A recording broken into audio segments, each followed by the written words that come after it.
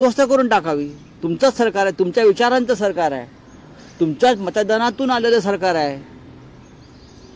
मोहनराव भागवत, देवेंद्र फडणवीस, एकनाथ शिंदे, अजित पवार या चार लोकांनी हातात कुदळ फावडे घेऊन जावं आणि आतमध्ये जावं त्यांनी, कुठे जी काय खबर असेल ती, आणि त्यांच्या लोकांच्या ज्या इच्छा आहेत त्या पूर्ण कराव्यात। काय चाललंय या महाराष्ट्रामध्ये? आम्ही वारंवार सांगतो आहोत की छत्रपती शिवाजी महाराजांचा शौर्याचं ते मेमोरियल आहे की एक औरंगजेब इथे आला, एक अफजल खान इथे आला, एक शाहिस्त खान इथे आला आणि इथून परत नाही गेला।